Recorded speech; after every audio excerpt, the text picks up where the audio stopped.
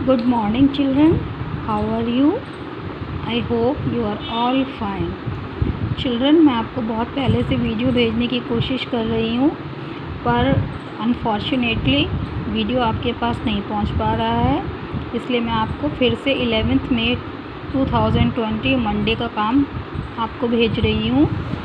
सो अब ध्यान से सुनिए।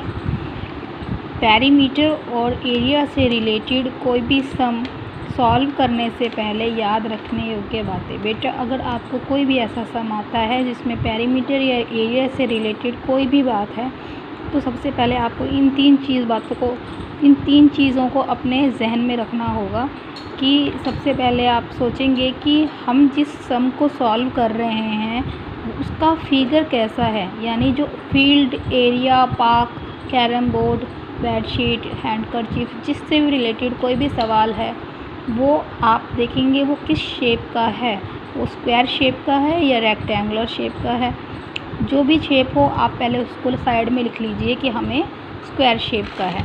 ठीक है, क्या निकालना है? अब ये पता करेंगे कि हमें निकालना क्या है, पेरीमीटर निकालना है या एरिया निकालना है। जैसे ही आपको ये पता चले आप साइड में लिख लिया आपने स्क्वायर, फिर पेरीमीटर निकालना है। ठीक है, फिर आपने सोचा अब हमें स्क्वायर का पेरीमीटर निकालना है, तो उसका फॉर्मूला क्या है? फॉर्मूला मैंने आपको बता चुकी हूँ, 4 फार्मूलाज होते हैं।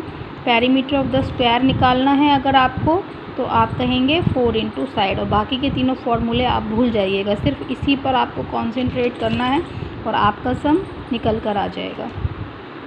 ठीक है बेटा, अगर वो कहता है कि एरिया ऑफ द स्क्वायर निकालना है आपको, तो आप इस फॉर्मूले को ध्यान में रखेंगे और लिखेंगे साइड इंटू साइड और आपका आंसर आ जाएगा।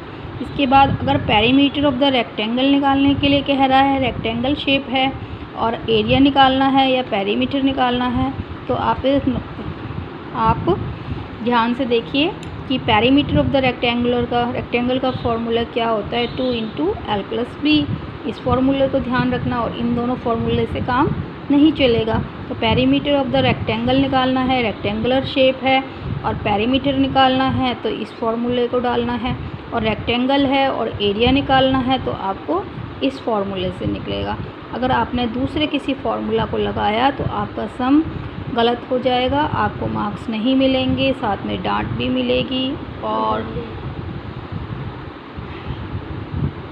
हिदायतें मिलेंगी कि जो है आप कम याद करते हैं, अच्छे से याद नहीं करते हैं, और जो बच्चे अच्छे से याद करेंगे उनको शाबाशियाँ मिलती हैं। तो बेटा मुझे लगता है आप भी शाबाशियाँ लेना चाहेंगे, तो इन फार्मूलाज़ को आप ध्यान से याद कीजिए। सिर्फ 4 फार्मूलाज़ हैं जिस पर कि आपका पेरीमीटर और एरिया से रिलेटेड कोई भी सम सॉल्व हो जाएगा। तो बेटा ध्यान से ये फार्मूलाज़ को याद कर लीजिए, और अगर समझ नहीं आ रहा है तो मुझे अपनी प्रॉब्लम सेंड कर दीजिए। लव यू बेटा। ओके।